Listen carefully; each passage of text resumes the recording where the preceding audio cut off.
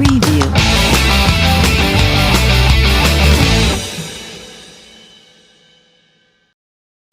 Mainline Marlins, episode 46, David Winker. Good morning, Tommy. Good morning, Miami. Happy birthday, Don Mattingly turned 60 today. He looks the good for winningest 60. skipper in Marlins history. It was funny. We He didn't, looks great for 60. I hope I look like him when he's 10 years older than me. So Tommy, we didn't tell a story of one of the veterans that we see at that's the second time we've seen that guy. and it was so interesting. He told a really good Don Mattingly story. He did. You want to tell it? He took a Yankee. He brought a photo. He's a big Mattingly fan from Yankee Stadium back when he was a player for the Yankees. So Mattingly was a player. He had this picture, and he wanted Mattingly to sign it. And he talked to a couple of the Marlins people. They're like, "Wow, it's tough. It's pregame. Mattingly doesn't do that type of stuff." And he walked down by the dugout, got someone's attention. Is like, "Hey, I want Mattingly to sign this." Some clubhouse and guy. the guy's like, "Okay." Mattingly signed it. Yeah, pretty awesome. That guy's a cagey old character though. He likes to use expletives when discussing poor plays and bad deals that happen. It's that classic. I always tell people, watching a game in Yankee Stadium, Bronx cheer. There is no what would you call it? Good faith, or it's just what have you done for me lately? Oh no, I can't even imagine. Right now, they got the worst record in baseball. I know. Oh, the crowd, it's funny. They just talk about high expectations. And they always say playing in New York, you're under that microscope, but it is a town where, you go 4 for 4 and you strike out looking on that fifth at bat. They're throwing you're tomatoes a at bum. you suck. What are you doing? How do you take a pitch like that? Right. Even though you hit a grand slam and hit for the cycle, but no, you struck out that last time. Oh, you suck. That guy is the epitome of what have you done for me lately. Yeah. So let's good happy birthday to Manny. Happy birthday, Donnie Baseball. Hope it's a great one for you. We got a big game today. Tonight, 6:40 against the Orioles. Starling Marte fractured rib after the MRI. There's been a lot of talk about what do we do? Is it going to be Sierra and Lewis Brinson? Or my idea is, hey, well, let's do Duvall in left, Dickerson in center, and Cooper in right. And then you keep that bat so you don't have to alternate Aguilar out anymore. Yep. And then let's give that kid Brian Miller a shot. Yeah, I agree. We drafted him in 2018, I think, or 17 from North Carolina. He's been an all-star in the minors at Jacksonville. He's a pretty good kid. No, I deserves a shot. Out of those three guys, who do you sit? It was funny seeing Dickerson come off the bench the other day and just swinging, just hitting. Yeah. Yeah, it's interesting too because I was talking about Mattingly again. There was that kind of Marte wanted to keep playing. Yeah. Glad he didn't actually. Well, but Mattingly said, I'm not, it's not worth it, right? It's so early in the season. Let's not do it. And it was the right, it turned out to be the right decision, right? I mean, it turned out to be the right decision to not let him play. So it was a good move by the team taking care of the players. But a fractured rib, that's an extended IL situation. That's probably 2 or 3 weeks, maybe. Yeah, he's got to heal it up. I mean, it's that classic thing of we want, listen, we want that guy. Oh, we need that for guy. a pennant run. We don't need, let him sit and rest right now and heal. Yeah, Starling Marte is crucial to the plan that we have to go back to the playoffs. So we got to have him. And when we didn't have him last year, I think that's probably one of the reasons we got swept by the Braves. Yep. So we got to bring him back today. We got Nicky Neidert, who had a good outing last time under no decision against Matt Harvey, who's struggling. So we'll see. I think we got a shot. 6:40 start. It's a 2-game series against the Orioles. I'm going tomorrow. Me too. So we're gonna have a good time. Looking forward to it. Let's shout it out. It's a chamber event. Yeah, Chamber of Commerce. I don't know what they call it. The Circle of Life, whatever. But let's send it out. We'll send it out. Chambers. It's a bunch of all the chambers. In Dade County are coming together, and I know a bunch of those. Mark Trowbridge and Brittany Besant. Kerry Black, who now Julio Guzman is now taking over there. So it should be a lot of fun. Going to have a networking event at Marlins Stadium in some luxury suite. And it's a pretty good deal. It's I think it's $28 and you get $10 food and beverage credit. So the ticket's only $18 and it's Legends level. So it's going to be, pretty much like box seats. So. Yep. I think we should send it on our Mainline Marlins. We'll put the link up. We'll put the link up there. Yeah, great networking, good people, good game. Yeah, a lot of good people and $10 worth of, I guess you could get $3 hot dogs and a Yeah, you got And a glass of left water. over. Yeah, that's it. That's it. Wow, but still, like, No, it's great. yeah. If I want to get one of those $14 beers, then I've only got to come up with $4. I gotta say something. I quit drinking a long time ago, and there's a lot of rewards. Thank God, because you're a big guy, and that'd be like an expensive tab. If Exactly. I lost a bet to you. Well, that's it. But that's what I was going to say. Is it's funny because there's a lot of rewards for not drinking, and one of the rewards is watching you spend all that money again. Yeah. You're living vicariously through me.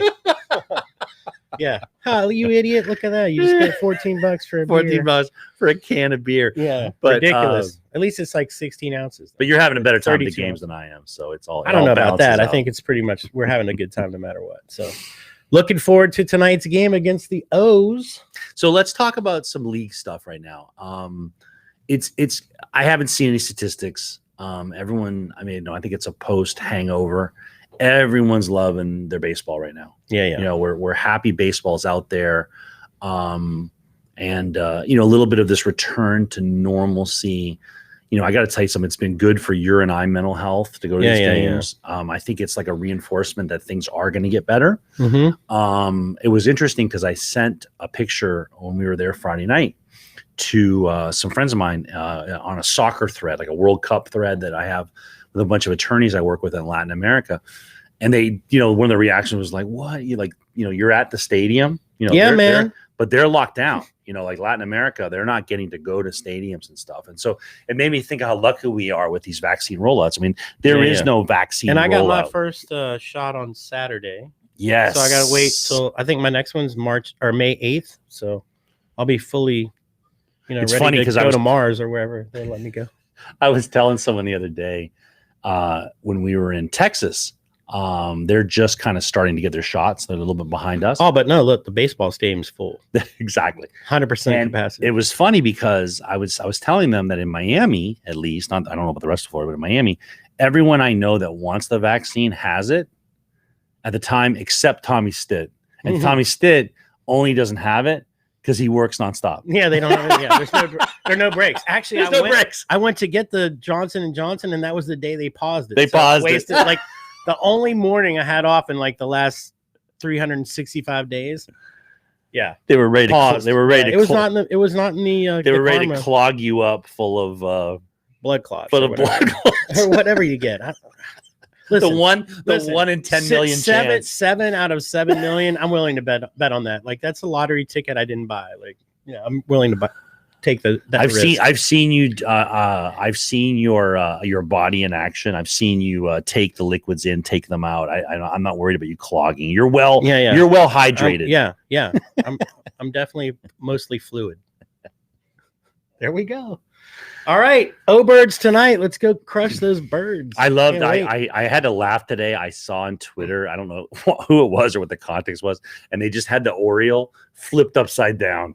Yeah, turned upside down. I might have to come up with some cool graphics for Twitter of the dead Oriole. Dead bird. With the X. Listen, that's the X on its eyes. One of the coolest stadiums I've ever been to, Camden Yards. And so, yeah, I got to see Cal Ripken in his last game there. So and I'll tell you, it's interesting. I love that ballpark. I have a warm spot because I lived in DC, and there was no national, so we would go to Baltimore, and going to Baltimore was awesome, right? Baltimore was a lot cooler city than DC. Go to the harbor, go to Fells Point. Point. I mean, and all the Italian restaurants. I love it. Yeah. I loved Baltimore, and at the time, I haven't been back in years, but at the time, all my buddies were buying those 3-4 story.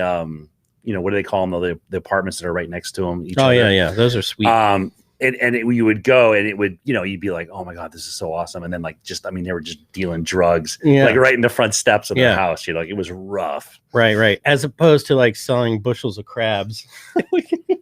Here you go. And then, but also too, I got to tell you, my warm spot with the Orioles, of course, is the spring training for years. Yeah. I would go up to Commercial Boulevard to Lockhart.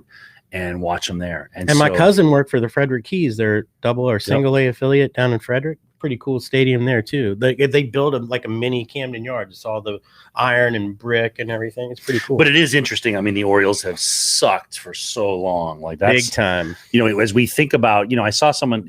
The theme this year for the Marlins has very much been like, this isn't the old Marlins. This is a team that's building something that's special. Yep. and they're doing it the right way. And sometimes when I see these other teams, I'm like, whoa, like we're very lucky right now. And I was skeptical. Great farm system. I mean, I was skeptical. Like when we're talking about losing Starling Marte, we've got like a plethora of guys we can pick from. Yep.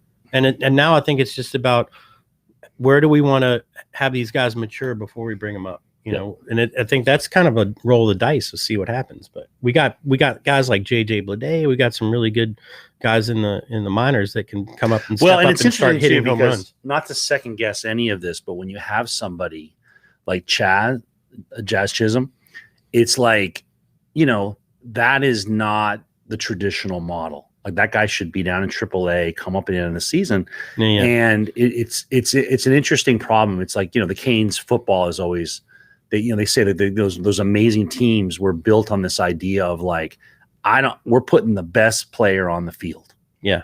And that's not a baseball tradition. Regardless if they've ever played one day of exactly of AA baseball. Exactly. Right. And then Jazz is going to throw people for a loop because he probably is the most exciting player in baseball right now. Yeah. And we've talked about it before. People saying he can't, you know, he's a great ball player, great kid, great energy. He can't handle the major league fastball. Wrong. And whoever those scouts were dead wrong. Yeah, I saw him take one into the dugout or the bullpen for the other team. Yeah, and right. His bat speed, his reaction time. It's funny watching him at bat. No, the first spring training game, man. I was walking into the ballpark, ballparks at Palm Beaches. It was first or second pitch. Second pitch. Yeah. Second pitch. He took 1 yard. Yeah. But against the big boys. The game was going on. Yeah, I can't. That was a good pitcher for the Astros. But anyways, it'll be interesting to see because, you know, this idea of holding off when these opportunities happen, you know, you got to be ready to take advantage of it. And it's almost like, I think, I mean, who do you sit on the outfield you just laid out? You know, you don't want to sit Duvall. No. You don't want to sit, you know, none of them.